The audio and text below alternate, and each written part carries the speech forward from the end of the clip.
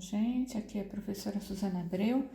Vamos fazer um breve resumo de limite dos limites que vocês viram, né? Então, lembrando que quando você estuda limite, você está estudando para onde a função está indo, tá? Então, a primeira coisa que você tem que fazer quando você vai resolver um limite é substituir o valor do x. Substitui e vê o que dá. Se der um número, acabou o exercício. Mas tem outros casos, né? Por exemplo, quando você tem um limite onde em cima e embaixo é denominador e o resultado deu 0 sobre 0. Bom, se na substituição der 0 sobre 0, então você vai ter que fazer o quê? Você vai ter que fatorar o numerador e o denominador. Depois de fatorar, então você vai simplificar. E você só consegue resolver o exercício quando você corta, simplifica, né? E em cima e embaixo pelo fator x menos a, quando o limite está tendendo para a. E aí você substitui de novo. Bom, se der um número, acabou. Se não der, se continuar dando 0 sobre 0, você vai repetir toda a operação. Vai fatorar, continuar fatorando, simplificando até dar um número, tá? Então, aqui um exemplo bem básico. Limite quando x vai para 2 de x² menos 4 sobre x menos 2. Fatorou em cima, simplificou por x menos 2. Tá vendo? O x está indo para 2 e você simplifica por x menos 2. Simplificou, substituiu, deu 4 o resultado. Existe um outro limite, que é o limite que também dá 0 sobre 0, só que envolve raiz. Então, nesse caso, você vai multiplicar pelo que a gente chama de conjugado da expressão para aplicar esse produto notável. Lembra que a menos b que multiplica a mais b é a ao quadrado menos b ao quadrado. Então, a gente chama de conjugado de a menos b o a mais b. E o conjugado de a mais b a gente chama de a menos b. Quando você faz a multiplicação pelo conjugado, a raiz da onde você tinha a indeterminação some. E aí você só vai distribuir essa multiplicação aonde tinha raiz anteriormente.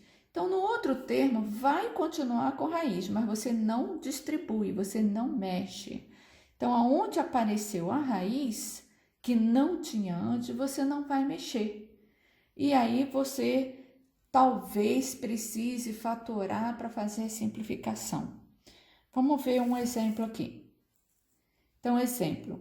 Limite quando x vai para 1 de raiz de 3x mais 13 menos 7x mais 3 sobre x menos 1.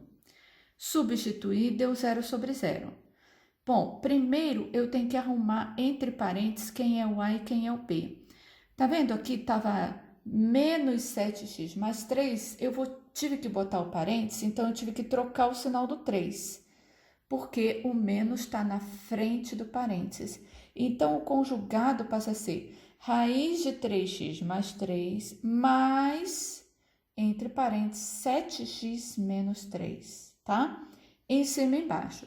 Veja que eu só distribuo na parte de cima, porque fica a ao quadrado menos b ao quadrado. Embaixo fica a multiplicação entre parênteses.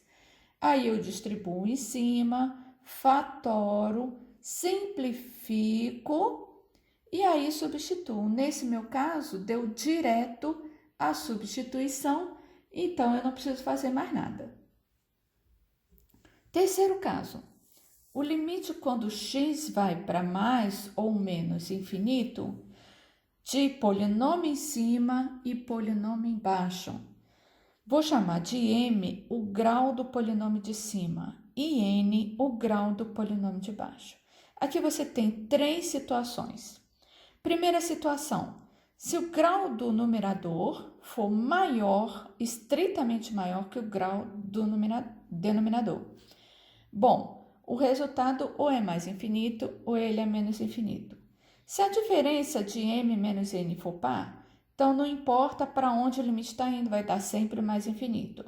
Se a diferença for ímpar, então vai depender se o x está indo para mais infinito, vai dar mais infinito. Se o x está indo para menos infinito, vai dar menos infinito. Então, olha aqui esses dois exemplos. Limite quando x vai para menos infinito de x ao cubo mais x sobre x quadrado mais 2. 3 menos 2 é 1, é ímpar. O x está indo para menos infinito, deu menos infinito. O de baixo, 4 menos 2 dá par. O limite está indo para menos infinito ao quadrado dá mais infinito. O segundo caso é quando m é igual a n. Então, o resultado é o quociente dos coeficientes de maior grau. Então, nesse exemplo, olha, limite quando x vai para mais infinito de 3x² mais 2x mais 1 sobre 5x² menos 5x mais 3, o resultado é 3/5. E quando o grau do numerador é estritamente menor que o grau do denominador, então aí vai dar infinito ou menos infinito embaixo, o resultado é sempre zero, tá?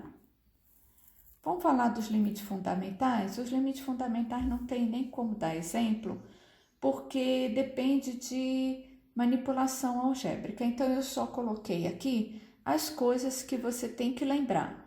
Por exemplo, quando você está usando o limite fundamental, x indo para zero de seno de alfa x sobre x, você tem que lembrar que se ele não for imediato para aparecer essa expressão para você substituir, se aparecer, por exemplo, um cosseno de x ou 1 menos cosseno de x, você tem que usar o limite fundamental, a identidade trigonométrica fundamental. Cosseno ao quadrado de t mais seno ao quadrado de t igual a 1. Por exemplo, se aparece 1 menos cosseno de x, você multiplica pelo conjugado para aparecer o quê? 1 menos cosseno ao quadrado de x, e aí dá seno ao quadrado de x. Ou seja, tem que aparecer aquele limite fundamental elevado ao quadrado, né? Tá? Essa é uma dica. Então, aqui é só fazendo os exercícios mesmo para você ver as situações. O segundo limite fundamental é quando você tem o limite indo para mais ou menos infinito, de 1 mais alfa sobre x, tudo isso elevado a x, que dá elevado a alfa, ou o limite quando x vai para zero, de 1 mais alfa x elevado a 1 sobre x, que também dá 1 elevado a alfa. Para você fazer esses limites, também cada situação é uma situação. O que você tem que lembrar? Essas duas propriedades de potenciação, que quando você tem um produto de potências, você tem uma potência elevada a outra, vai ser muito útil. Quando você tem uma soma de potências, é uma potência vezes a outra potência. Isso quer dizer que você pode separar em limites, produtos de limite, quando você tiver um limite fundamental desse tipo, tá? Vai a dica aí. Então, o último limite que a gente estuda, que são os limites laterais. Quando em cima dá um número diferente de zero e embaixo dá zero. Bom, nesse caso também a dica é estudar o sinal do denominador, tá? Então, olhar para onde o x está indo, ver como é que ela se comporta na direita, na esquerda, e aí o resultado vai dar sempre o quê? Ou mais infinito ou menos infinito. Vai depender do sinal do denominador. Aqui é jogo de sinais, mais com mais é mais, menos com mais é menos e menos com menos é mais.